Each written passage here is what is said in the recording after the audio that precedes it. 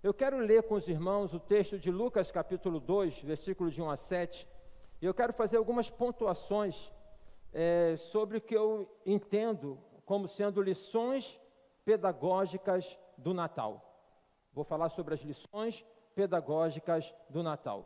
Lucas capítulo 2, do versículo 1 ao versículo de número 7. Lucas 2, de 1 a 7. Eu vou ler e aí os irmãos acompanhem na Bíblia, no celular, você que está em casa. Diz assim a palavra de Deus, Lucas 2, de 1 a 7. Naqueles dias foi publicado o decreto de César Augusto, convocando toda a população do império para recensear-se. O primeiro recenseamento foi feito quando Quirino era governador da Síria. Todos iam alistar-se, cada um à sua própria cidade. José também subiu da Galiléia, da cidade de Nazaré, para a Judéia, a cidade de Davi, chamada Belém, por ser ele da casa e família de Davi, a fim de alistar-se com Maria, sua esposa, que estava grávida. Estando eles ali, aconteceu completarem-se-lhes os dias, e ela deu à luz o seu filho primogênito, enfaixou e o deitou numa manjedoura, porque não havia lugar para eles na estrebaria. Que Deus abençoe a leitura da sua palavra. Lições pedagógicas do Natal. Eu penso que a Bíblia, ela é extremamente pedagógica, entendeu? Extremamente pedagógica. Então, quando nós lemos, por exemplo, no Velho Testamento, que tem assim tanto de história de Israel, observe que quando tem lá um relato histórico que dá uma riqueza de detalhe, que fala, não, porque Davi, quando foi lutar com Golias, pegou 5 pedras, então, e fala de outro, tudo ali é pedagógico, tudo na Bíblia é pedagógico, entendeu? Tudo assim dentro de um contexto que nós precisamos ter uma atenção para que nós possamos ler, não naquela leitura rápida, mas de poder ler e tentar encontrar até mesmo esses contrastes para que possamos tirar algumas lições para a nossa vida. E o Natal, ele é extremamente pedagógico, no sentido de que Deus, quando pensou em enviar o Filho dele, e quando eu falo Deus pensou, também a expressão não está correta, porque Deus não pensou, já estava dado. Porque falar que ele pensou é poder entender que em algum momento isso não estava planejado e que então em um segundo tempo ele planejou, não está dado. A compreensão de Deus como sendo o princípio, o fim, o alfa e o ômega.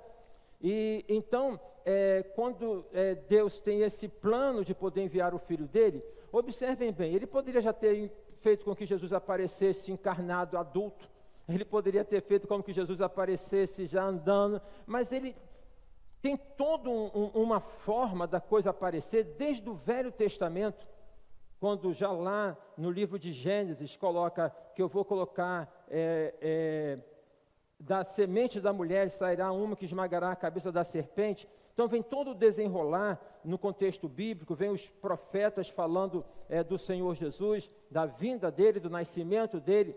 Dentre os profetas, Isaías, que é o profeta mais evangélico do Velho Testamento, tudo é muito didático. E quando os evangelhos falam sobre o nascimento de Jesus, tem muita didática. Dos evangelhos que nós temos na Bíblia, Mateus, Marcos, Lucas e João, o evangelho de Lucas é o que dá mais detalhes sobre o nascimento de Jesus.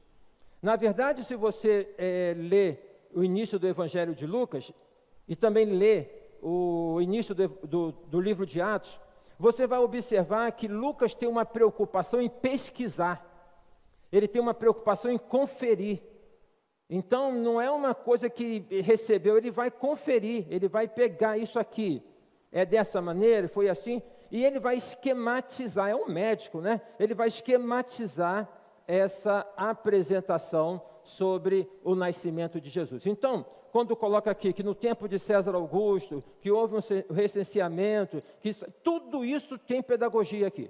Ou seja, tem formas de poder ilustrar mensagens para cada um de nós. Vamos ver algumas dessas lições pedagógicas do Natal. Mas antes de nós vermos isso, vamos traçar algumas considerações sobre o Natal. Como é que acontece o Natal? Como é que aparece o Natal? Bom, se a Bíblia ela tem toda uma construção pedagógica, e quando eu falo de pedagógica, é para poder facilitar a nossa compreensão, é para poder trazer brilho para a mensagem, não é para poder complicar, é para poder trazer brilho para a mensagem. Precisamos dizer também que, ao tempo em que a Bíblia coloca aspectos históricos como forma de contraste e de poder destacar algumas lições, ela também omite algumas coisas. Por exemplo, a Bíblia omite a data do nascimento de Jesus. Se vai no Velho Testamento, por exemplo, no livro de Isaías, no tempo do rei Uzias, vai determinar, não coloca o dia, mas vai determinar. Se você vai em alguns outros livros históricos, você vai observar que vai ter ali uma determinação de data. Em alguns outros aspectos não há uma determinação. A Bíblia, então, omite algumas coisas. E é interessante como que as pessoas, por vezes, se dedicam na especulação naquilo que está na omissão. Se não está dado, se não está apresentado na Bíblia, vamos especular em que sentido. Então eu tenho uma compreensão, por exemplo, no que diz respeito ao Natal, quando eu falei há pouco tempo atrás sobre a questão de ser o Natal o ano todo, se a Bíblia omite o nascimento de Jesus, eu tenho uma compreensão de que seria o fato de nós podermos ter essa mensagem viva e vívida o tempo todo, e não somente marcada numa época do ano, onde parece que tudo transforma. Parece não, transforma mesmo, né? Tudo transforma. Então, seria alguma coisa nesse sentido. Eu penso que nós poderemos viver essa mensagem onde nós somos envoltos numa questão mais de complacência, de bondade, de amor ao próximo. Por que a gente não faz isso o tempo todo? Por que faz isso só um momento? Por que a gente prepara uma mesa só no dia do ano? Por que visita só uma vez por ano? Por que se reúne só uma vez por ano? São reflexões para nós termos, para nós fazermos, tá ok? Então, mas há um contexto histórico que não é bíblico sobre o Natal, sobre o dia do Natal, dessas especulações que não está dado, mas que, enfim, tende a ter essas especulações. Eu fui pesquisar, então vi que até o próximo século III, segundo algumas fontes, o Natal era comemorado no dia 6 de janeiro. No dia 6 de janeiro, tá? Tem até a citação, agora que eu esqueci de um pai, um religioso, que vai falar sobre a questão do Natal ali próximo do século III. A partir do século III, então, o Natal passa, e ele é, digamos assim, caracterizado como sendo o dia 25 de dezembro. Então, 6 de janeiro, 25 de dezembro. O pastor Luiz Saião, que é um homem muito entendido, um homem estudioso da palavra, ele fala que provavelmente o Natal não foi nem 6 de janeiro e nem 25 de dezembro, mas em uma data ali entre março e abril, que ele vai traçar ali nesse aspecto. Enfim, tá o indeterminado. O Natal, ele é então caracterizado no dia 25 de dezembro, no momento em que vai acompanhar a instituição ou a institucionalização do cristianismo. Hoje tivemos uma escola bíblica diferente, gostosa, conversando sobre a Bíblia. A Daniele, que tem estado conosco, serva do Senhor Jesus, o Ivanildo, e está aqui conosco o Neto, que é convidado deles, que nós conhecemos. Então começamos a conversar um pouco sobre a questão de cristianismo, tá? E falar quando que pela primeira vez os discípulos foram chamados cristãos, e fazer uma diferenciação disso para o que temos como conhecimento de cristianismo, porque cristianismo, no sentido mais amplo que nós assimilamos, tem a ver com a institucionalização da fé, entendeu? Com a questão de poder dar forma, de poder estabelecer forma de expressão da fé. Isso tem a ver, então, com o tempo do rei Constantino, quando ele chama os representantes da igreja para terem lugar no palácio. É o momento em que há a fundação do que nós conhecemos como catolicismo apostólico romano, que vai ter toda a sua força durante boa parte, praticamente toda a Idade Média. Inaugura a Idade Média e vai até no modernismo. Então, esta formatação de cristão Na Bíblia, cristão aparece no livro de Atos, e a Bíblia não menciona várias vezes, e não fala de cristianismo. A referência bíblica para poder falar dos servos de Jesus, aqueles que seguiam o caminho é Jesus Cristo. Então esta era a referência que tinha. Ou seja, até o século III, não tem uma igreja com um rótulo. Não tem a igreja batista, não tem a igreja presbiteriana, não tem a igreja católica, não tem. Tem a igreja do Senhor Jesus Cristo, digamos assim. Tá ok? Depois então que tem a institucionalização, passa a Idade Média, vem a Reforma, vem as igrejas históricas, e aí a gente está já dentro desse chapéu grande que se chama cristianismo. Há quem diga, e é por isso que eu estou fazendo esse relato histórico, que um dos propósitos de terem colocado o Natal no dia 25 de dezembro tem a ver com o fato de que nesta data é comemorada a festa pagã do sol nascente. Tá? Então, para poder então referenciar o Senhor Jesus como sendo a grande luz do mundo, o sol que ilumina, e como também como forma de poder cristianizar uma festa pagã, ou seja, poder fazer este sentido, surge então, e dizem que essa questão de poder comemorar na mesma data a festa do sol nascente, o sol como o astro maior, para poder falar de Jesus como sendo a grande referência. Então aí é uma festa pagã que se torna uma festa cristã, ok? Agora, nós estamos vivendo nos últimos dias uma festa cristã que está se tornando pagã. Não sei se você tem reparado isso. Natal é uma festa cristã que está se tornando uma festa pagã. Pagã, tá? Se nós observarmos, por exemplo, as propagandas que nós temos sobre o Natal, não se vê, eu pelo menos não vi, nenhuma propaganda na televisão que faça referência ao nascimento de Jesus. Vocês ouviram? Nenhuma propaganda que vai falar de Jesus, não vai. Até porque há quem diga que nós estamos vivendo num tempo que é de um tempo do pós-cristianismo. Há quem diga, não é? E a gente começa a observar, dentro de um contexto em que há um grande questionamento dos valores cristãos. Muito embora no contexto do mundo ocidental, o cristianismo tem as suas marcas. E essa colocação de descristianizar o mundo, digamos assim, é uma luta inglória. Essa forma de poder alijar Deus, tirar Deus da história, é o caos que nós estamos observando na sociedade. Então, teve lá um filósofo, foi Dostoiévski, que ele falou que se Deus está morto, tudo é permitido. E o que nós temos observado nos dias atuais? Praticamente tudo permitido. Não é? Tudo permitido. Dentro do nosso próprio contexto mesmo de vivência de fé, tantas coisas que não eram permitidas e que já são permitidas. E aí não se trata tão somente de uma questão de prática, de tradição, porque aí tudo bem. Quando é uma questão de prática, de tradição, aí tradição tem até uma definição de tradição e tradicionalismo, né?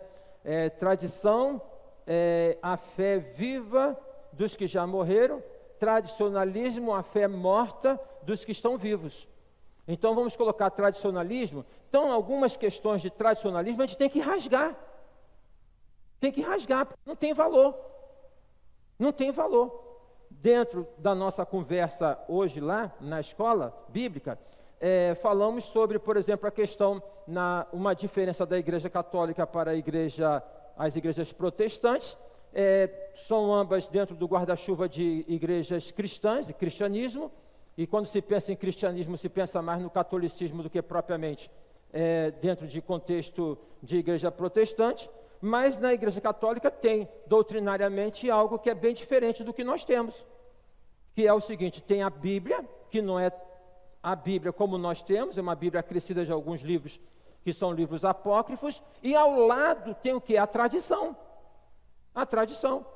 Então, até anos atrás, sei lá, até 1960, a missa era celebrada em latim. O padre celebrava a missa de costas para o público. Tá? E tem tantas outras coisas que são da tradição. Eu não estou fazendo nenhuma crítica, eu estou fazendo uma leitura. No contexto do protestantismo, o que nós temos é a formulação da Bíblia como regra de fé e prática. Então, o que está na Bíblia e devidamente interpretado, nós devemos e precisamos incorporar e praticar. O que não está na Bíblia não deveria configurar. Os irmãos concordam comigo? Não deveria configurar. E o que está na Bíblia, mas não é devidamente interpretado, é distorção, é heresia, também nós não deveríamos ter esta configuração. Então, o que acontece? O que nós estamos observando, o que eu observo no movimento do mundo, é este movimento de paganizar uma festa cristã. Isso é feito de uma maneira muito sutil. Se tem, assim, algumas qualidades que nós falamos do inimigo, do diabo, podemos dizer que uma das qualidades que ele tem é que o inimigo não é apressado. Ele não é apressado. Ele não tem aquela questão de fazer para... Ele trabalha conceitos. Nós estamos, então, vendo hoje a prática de alguns conceitos enquanto questionamentos que começaram a surgir lá na inauguração da Era Moderna. Algumas coisas que nós começamos a ver que eram faladas no início do século XX, em 1900, que eram discutidos em 1930, e que nós estamos vendo isso como sendo práticas hoje. Pois bem, a gente precisa ficar atento, porque são formas de poder fazer, como se diz, não se cozinha um sapo colocando o sapo dentro de uma caldeira quente, porque se colocar ele vai pular fora, mas coloca dentro de uma água fria e vai aquecendo aos poucos, dessa maneira de aquecendo aos poucos, a água aquecendo e vai cozinhar o sapo. Então, precisamos estar atentos, porque nós não somos sapos, nós somos ovelhas. Então, para que nós não sejamos levados no sentido de podermos ir paganizando uma festa que é uma festa cristã. Enquanto cristã, o símbolo maior do cristianismo deveria estar presente. Mas vocês têm observado se ele está presente? Se a gente olhar assim no aspecto, não tem, gente. Não tem. Não se fala de Natal falando a questão da mensagem, citando um versículo. Para ser sincero, eu vi um vídeo em que na Times Square foi projetado, lá em Nova York, na Times Square, versículos bíblicos, falando do nascimento de Jesus. Aí eu comentei lá em casa, e a minha filha mais velha falou o seguinte: pai, isso é pago. Então alguém pagou lá para poder colocar. Eu achei interessante. Quanto que deve ser para poder colocar na Times Square, né? Porque um menino vos nasceu, um filho se vos deu. Quanto que deve cobrar? Muito caro, muito caro. Mas alguém foi lá e pagou. Eu de certa maneira, eu acho isso interessante.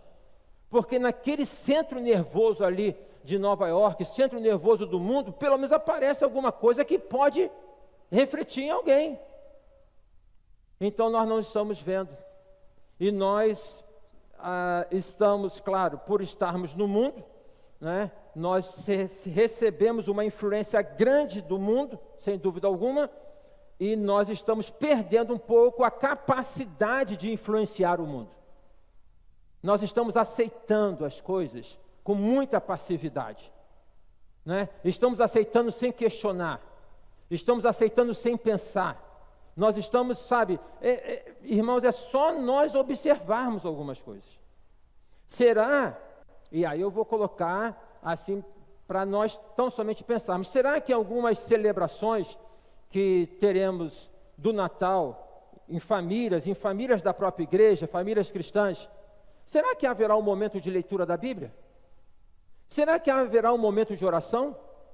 Irmãos, por vezes, eu participo de algumas festas, seja de criança, seja de adulto, tem parabéns para você, né? Vamos fazer uma festa, mas não tem uma oração. Não tem uma leitura da palavra. Eu me recordo que quando eu morava no morro, eu tinha 5 anos de idade, eu me recordo da casa, tinha um quintal em que foi feito um bolo, e aí, não estou falando que tem que ser assim agora, né? Mas o aniversário era um culto. O aniversário era um culto.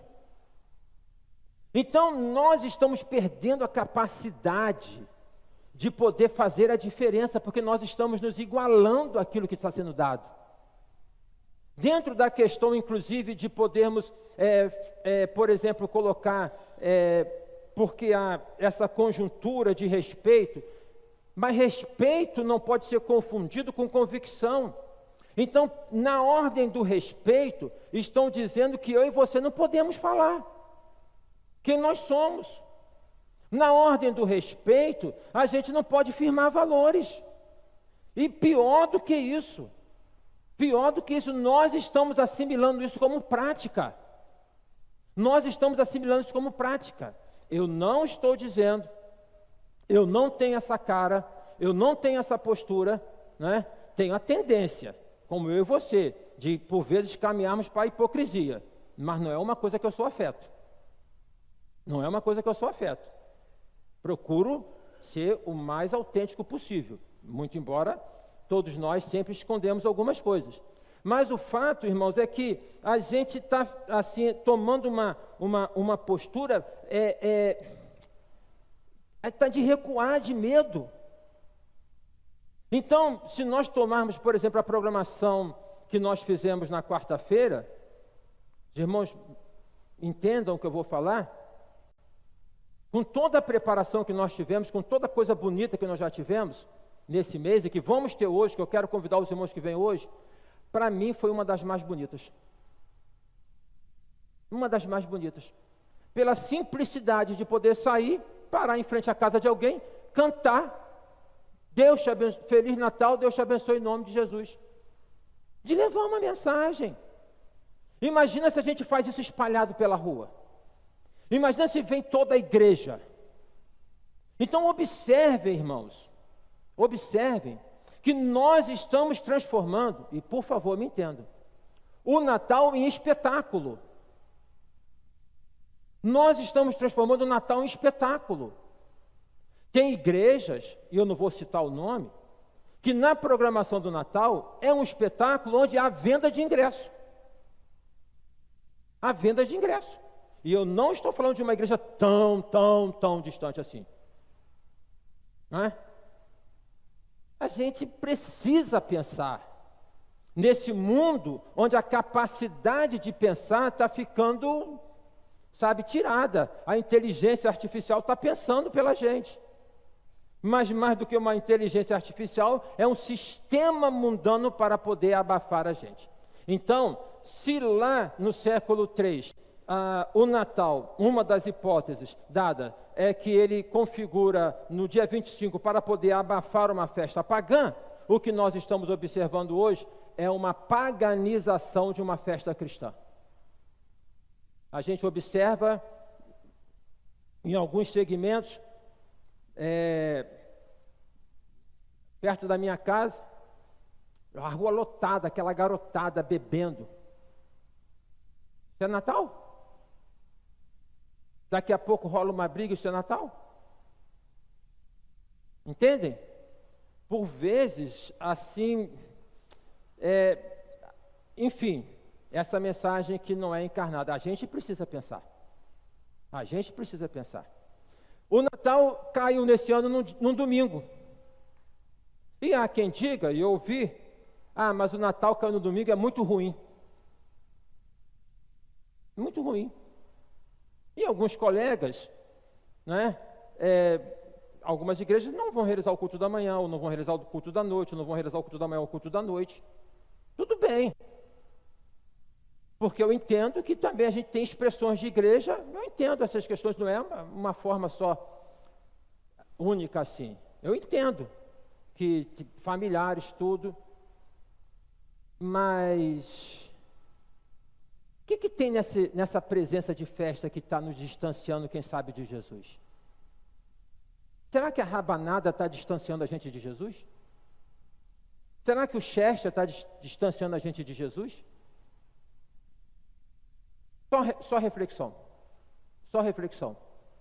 Para nós podermos pensar um pouquinho, tá? Então, dito isso, vamos lá às questões das lições didáticas do Natal. O texto fala: naquele dia foi publicado um decreto de César Augusto, convocando toda a população para poder recensear. E diz que isso aconteceu no tempo do governador Quirino. Então, por que está colocado aqui? César Augusto imperador. César Augusto não é nome. Otaviano é o nome. Sobrinho de Júlio César. Aqui nós temos 2 títulos. César, né, como imperador, como senhor, tá? Augusto, que remete a uma divindade. Augustus, filho de Deus. Filho de Deus. Inclusive, há uma questão que diz que em determinado momento do imperador, houve um fenômeno no céu de um cometa que passou de uma luz brilhante, e que ele fala assim: esse cometa que passou, essa luz brilhante que passou, é um sinal do céu que eu sou o Filho de Deus na terra. Então, quando o texto bíblico fala que no tempo do César Augusto, certo? Para poder fazer esse apanhado histórico do nascimento de Jesus, está deixando claro, e eu entendi assim, que o poder de Deus não é um poder autoproclamado, não é um poder intitulado, não é um poder revestido, certo? De alguém que se intitula, de alguém que fala que tem um poder, de alguém que diz que tem. O poder de Deus é revelado. E a grande característica do poder de Deus, né, é que ele é revelado em amor e não em imposição.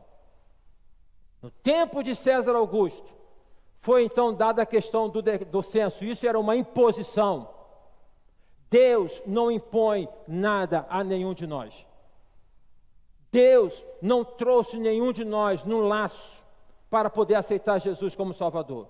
Se tem um laço, e podemos falar que tem, é laço de esperança, é laço de amor. Mas não na obrigação. Ninguém é obrigado a aceitar Jesus, ninguém é obrigado a servir Jesus, ninguém é obrigado. Mesmo sendo a pura expressão do poder de Deus e o verdadeiro Filho de Deus. Então, no tempo do imperador, mostrando o contraste, a primeira lição pedagógica. Aqui está um homem que se diz o maioral, que dita as normas, que impõe as normas, que se intitula Filho de Deus, que se intitula melhor do que os homens, o mais poderoso. E aqui no pano de fundo está para vir o verdadeiro Deus, o verdadeiro Filho de Deus, aquele que domina sobre tudo e sobre todos, aquele que existe desde sempre, Jesus Cristo, por quem, conforme diz a palavra, todas as coisas foram criadas. Então, a primeira lição pedagógica do Natal, o poder de Deus revelado em Jesus Cristo, é um poder que não é autoproclamado, é um poder que é revelado. E este poder é revelado não na manifestação da força, mas na manifestação do amor de Deus. Então, Deus é Deus de poder, mas Deus é Deus de amor. E Ele revela o amor dEle, né, o poder dEle para conosco, a partir, então, justamente de quê? Do amor que Ele tem para conosco. Jesus Cristo é o verdadeiro Filho de Deus. Ele é o Senhor de todas as coisas. Ele é que está sobre tudo e sobre todos. A Bíblia fala, porque dEle, por Ele e para Ele são todas as coisas. Glória, pois, a Ele eternamente. Amém. Será que dos festejos de Natal, podemos dizer que Ele tem sido o centro? Será da celebração do Natal, Ele tem sido a pessoa central? Segunda lição, Deus usa situações adversas para poder realizar e cumprir os seus propósitos. Por quê? Porque a situação ali adversa do Natal, ela é geral, né? Fala sério. Porque Maria é uma jovem, 15 a 17 anos talvez, que é visitada pelo Espírito, que diz que está grávida, que está noiva, que tem que explicar para o noivo que está grávida, mas que a gravidez não foi fruto de uma relação sexual humana, é fruto de uma inseminação espiritual. Então tudo é problemático no Natal. Todo planejamento, tá? E para poder completar a história, essa mulher está grávida, né? E José, mostrando que a Bíblia não é machista, porque se fosse machista, José teria deixado Maria. Ah, mas o anjo falou para ele, mas quantos crentes que Deus fala e faz diferente? Quantos crentes que Deus fala para não fazer faz diferente? A questão não é que Deus falar, a questão é se está disposto a obedecer. Entendem?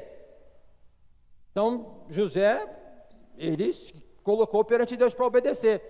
E ali então, se não bastasse isso, ali, digamos, por volta, iniciando o 9º mês de gravidez, tem um censo. É a palavra de César, é a palavra do dito Filho de Deus, representante de Deus na terra. Tem que fazer. Ah, está grávido, problema seu. Ah, não tem dinheiro, problema seu. Ah, não sei o que, problema seu. O fato é o seguinte, você tem que sair, tem que ir para a cidade de origem e tem que fazer o censo. Você é obrigado a fazer. É obrigado a poder fazer isso. Então, manda quem pode, obedece quem tem juízo. E aí, dessa maneira, então, José e Maria, eles vão sair de Nazaré. Nazaré é a cidade da região da Galileia. É uma cidade muito pequena, muito pequena.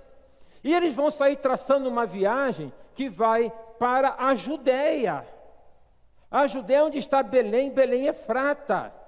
São aproximadamente 130, 140 quilômetros de viagem, em um momento em que o transporte era o pelo do burro. E a mulher está grávida. Se não bastasse isso, Belém é uma cidade que está a aproximadamente 700 quilômetros, não, 700 metros acima ali de Jerusalém. Então é uma subida. É uma subida. E tem a trajetória, não é? E tem esta subida, e tem Maria grávida, e não teve tempo de fazer. Não teve tempo de reservar um hotel, porque a viagem não estava planejada. O berço em casa estava montado, o quarto em casa estava preparado, tudo como acontece hoje. Mas fugiu tudo, porque César não disse quando é que seria. Falou assim, é agora e faça agora. Uma situação adversa. Essa situação adversa é a situação que Deus usa, porque segundo a profecia de Miqueias, do profeta Miqueias, e tu, Belém Efrata.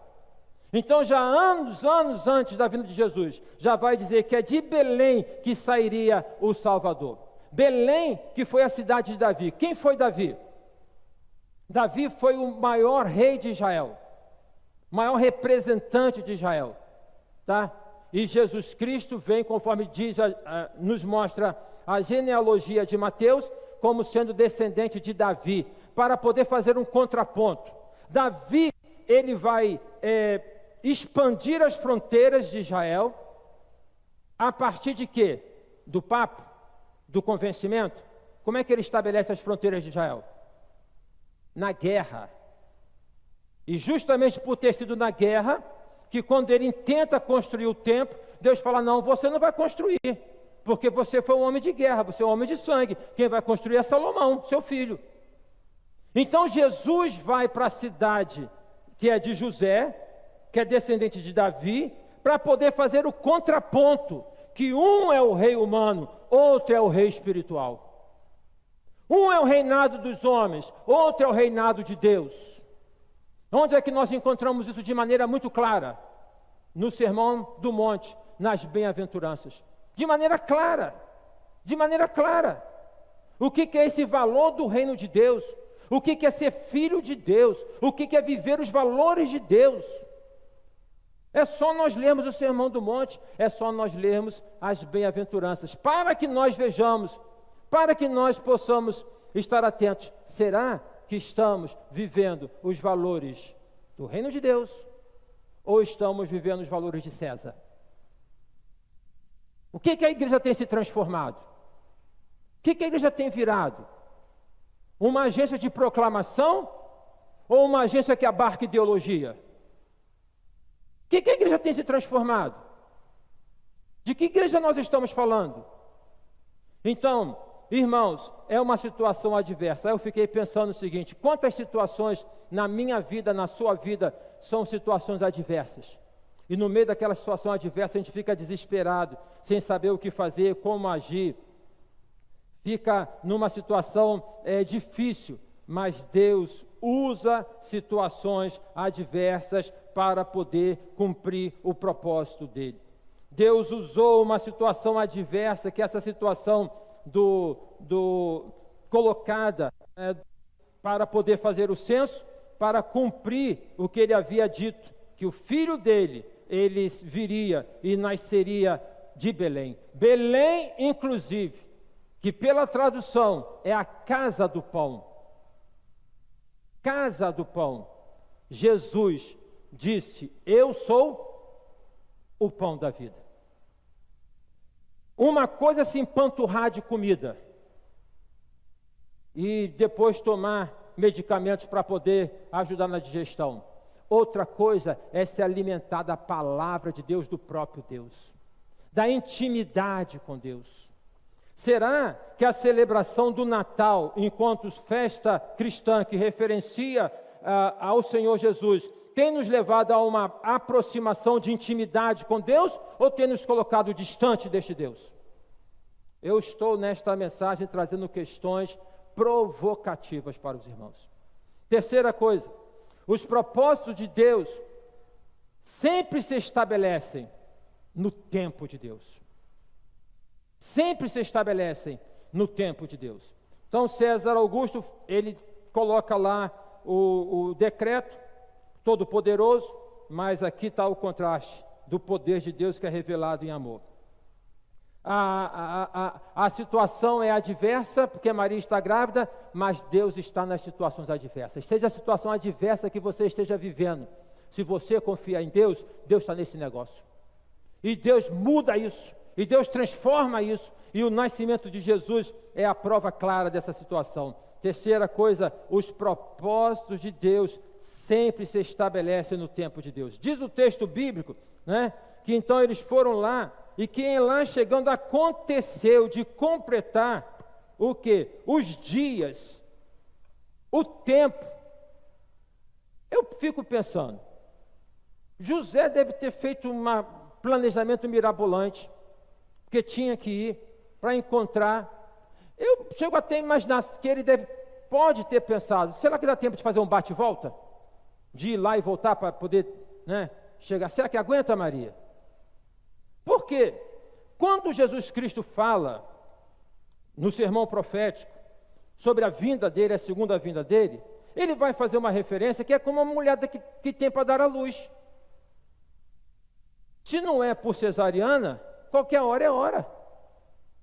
Aqui os irmãos e as irmãs, os pais sabem disso, né? Então, quando Simone estava grávida, chega um certo momento da gravidez, não é assim? Não deixa a bolsinha pronta, não é? Deixa pronto, tudo lá. Eu lembro até hoje do nascimento da Larissa. Era uma bolsinha verde, deixava lá tudo. E Larissa, a Simone começa a ter as dores de parto no domingo, no culto da manhã, em que a gente está celebrando o dia da criança. E ela começa a sentir aquelas dorezinhas. Eu falo assim: Simone, então fica ali na casa do zelador, fica ali, né? Porque podia ser um sinal falso, mas podia ser. E aí eu falei então assim para os irmãos lá, para o irmão Tiago: irmão, por favor, se tiver alguma coisa que confirme que é só o irmão chegar lá da frente e fazer assim, ó. Aí quando eu estava lendo o texto bíblico para poder pregar, o irmão fez assim. Aí eu falei assim: irmãos, então a Bíblia diz, Deus abençoe, e saí pela porta dos fundos. Chegou ali a hora. É assim que acontece. Não tem como prever, mas Deus tem tudo no seu tempo. Deus tem tudo no seu tempo. Quantas vezes neste ano que nós caminhamos para o final, nós ficamos preocupados, quando é que vai acontecer, quando é que não vai acontecer, ou quem sabe agora você ainda está nessa preocupação, quando é que vai ser. Irmão, não está no seu controle, não está no meu controle. Eu não consigo segurar a água, eu não consigo segurar o tempo, mas o tempo, ele está no domínio de Deus. Então nós devemos caminhar nessa perspectiva, e chamemos essa perspectiva de exercício de fé. O fato é que quando chegou o tempo de Maria dar à luz, ela deu à luz. O tempo. No tempo de Deus as coisas mudam. No tempo de Deus as coisas acontecem. No tempo de Deus os propósitos de Deus, eles são estabelecidos. A quarta lição: o Filho amado de Deus foi e ainda é rejeitado por muitas pessoas. Filho de Deus foi e ainda é rejeitado por muitas pessoas. Maria e José estão lá em Belém. O texto fala que ela começa a sentir dores de parto. E aí José começa a procurar lugar para estar com sua esposa. Alguns argumentos possíveis. Imagine se você nessa situação. Por favor, não tem uma vaguinha, a minha mulher está grávida. Está grávida, ela está para dar à luz. Outro argumento: olha, está com dores de parto. Vai deixar nascer aqui na rua?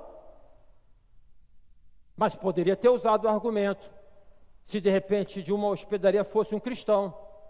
Já que você é cristão, senhor, eu quero falar para você o seguinte, que nós também somos cristãos, somos servos de Deus, e que a minha esposa está grávida do Filho de Deus, e que nós estamos nessa situação, a gente não sabe por quê. Aconteceu isso, a gente veio para cá, não estava planejado isso, e agora nós estamos aqui. Então você me entende como servo do Senhor, não me entende? Arruma um lugar para mim. Tem lugar não. Acho que foi John Stott que falou que a pior coisa não é a incredulidade dos incrédulos, mas alguma coisa do tipo, acho que é a passividade dos crédulos, ou a omissão dos crédulos.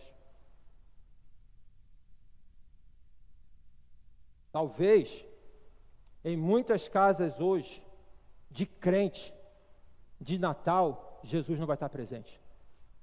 Não tem espaço para Ele. Não tem lugar para Ele. E isso não significa dizer que essa festa, ela vai ser uma festa... A gente não pode confundir alho com bugalho. A gente não pode confundir a festividade do Natal com aquela coisa assim, melancólica. Às vezes o Natal fica muito melancólico. Inclusive, o Centro de Valorização da Vida tem um dado estatístico que diz o seguinte, que no mês de dezembro, a procura de atendimento, ou seja, pessoas que estão pensando em atentar contra a própria vida, a procura aumenta entre 15% e 20%. Que Natal é esse, minha gente? Que faz com que pessoas possam tirar a vida ou atentar? Então não é para poder falar que o Natal, enquanto celebração, vamos chegar aqui, vamos fazer um culto, vamos ler o Salmo 119, vamos cantar o hino. Não, é festa, é alegria. Culto é alegria, é expressão. Não é coisa engessada. Na verdade, o Evangelho não é nada engessado. Não é nada engessado. Então, é alegria, mas a alegria enquanto é característica da presença de Deus, da festa enquanto festa espiritual. Se nós vamos para o Velho Testamento, nós vamos observar que o povo de Israel foi e ainda é um povo festeiro. São muitas festas.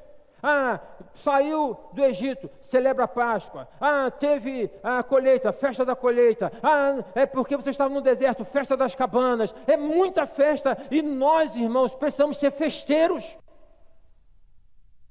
Mas uma festa em que brota naturalmente de cada um de nós, onde não é produzida, uma festa que não é cara, uma festa onde a gente não gasta o olho da cara para fazer, uma coisa assim. Então, o Filho amado de Deus foi e ainda é rejeitado por muitas pessoas. Aí é aquela máxima, né? Natal, será que Jesus tem lugar no seu coração? Será que o aniversariante vai ficar do lado de fora? Certo? essas questões. A quinta e última lição pedagógica do Natal. O nascimento de Jesus não é o fim de uma história, mas o início de uma história sem fim. O Natal do calendário tem data marcada. A virada é 24 para 25. No dia 25, parece que foi carnaval do dia anterior. Um montão de gente acabada, empanturrada, né? Passando mal, por conta do Natal. Aí depois parece que tudo volta no calendário normal. Tudo volta numa coisa normal, né? Como se a festa aconteceu, o nascimento aconteceu e acabou ali. Não, o nascimento de Jesus não é o fim. É o começo de uma história sem fim. A minha história e a sua história em Jesus é uma história sem fim. Sem fim porque essa história aponta para a eternidade. Sem fim porque essa história aponta, né, para o nosso encontro com Deus. Humanamente falando, racionalmente falando, né, a nossa história aqui, de um jeito ou de outro, terá fim. Por mais que a gente não entenda isso, e até isso é positivo, mas vai ter um fim. Não adianta ficar com medo da morte, porque não vai afastá-la de você. Pode até adiantar, mas afastar não afasta não. Tem um fim, mas a nossa vida em Jesus é uma vida sem fim. Jesus, em João capítulo 10, ele vai colocar, ele vai dizer o seguinte: eu vim para que tenham vida e a tenham em abundância. Jesus, no encontro com a mulher samaritana, vai falar, porque rios de água viva fluirão do seu interior. Então o que Jesus oferece para a gente é da ordem do abundante, é da ordem dos que se renova a cada manhã, é da ordem, sabe? E é isso, gente, que nos faz com que nós possamos caminhar. É isso que faz com que nós possamos avançar. Nós só estamos aqui pela graça e a bondade do Senhor. Pela graça e a bondade do Senhor. Conversava lá na nossa escola ali, nossa aula bíblica ali, que a gente vive aqui no Rio de Janeiro, uma cidade de litoral. O neto é de uma cidade do litoral, que é de Ilhéus. A gente tem aí então a Baía de Guanabara, tem os barcos à vela. Os barcos à vela, o que move? O que movimenta o barco à vela? É o vento. Nós somos barcos à vela. O que nos move? É o vento. É o vento enquanto sopro de Deus. Deus, quando me criou, e quando te criou, e quando criou o homem, Ele soprou. Sopro. E o que movimenta a todos nós é o vento do sopro de Deus. Mas a vinda de Jesus, o nascimento de Jesus, a morte de Jesus, a ressurreição de Jesus, a vinda do Espírito Santo, é o sopro sobre nós. Quando a gente está naquela situação, daquele mar, que é aquela coisa, sabe, esses dias que nós temos vivido, que não tem um ventinho. Tem horas na vida que a gente, sabe, a gente está desmotivado. A gente, sabe, a gente perdeu a esperança, está esgotado, está deprimido, está com burnout, está aquela coisa. Vem o suave vento do Espírito e a gente avança. Nós passamos por isso em 2023. Todos nós passamos por isso. Nós chegamos aqui porque o Senhor tem soprado sobre nós.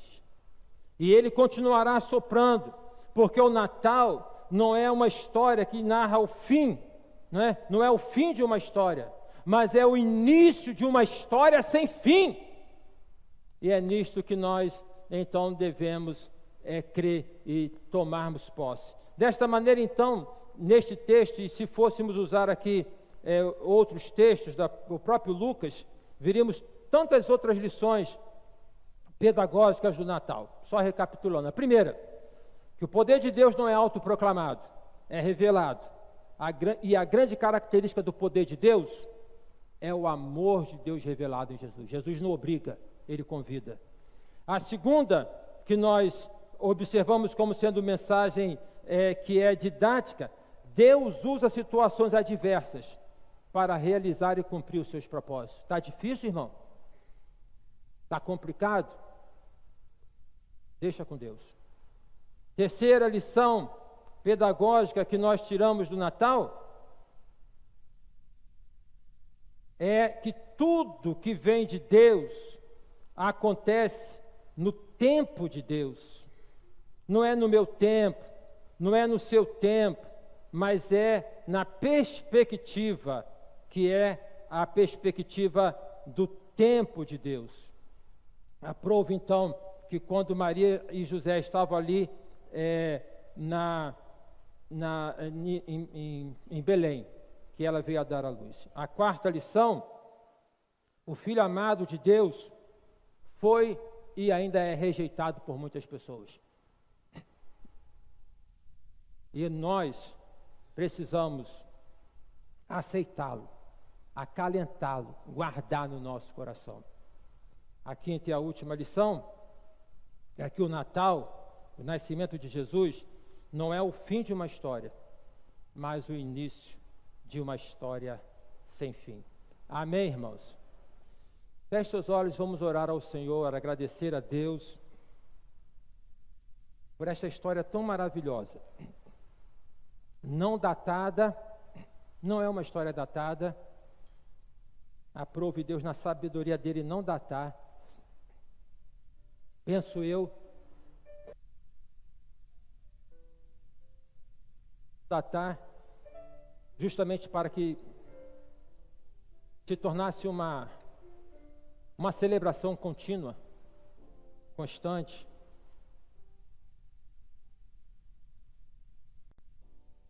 Que nós possamos refletir biblicamente sobre o sentido dessa festa,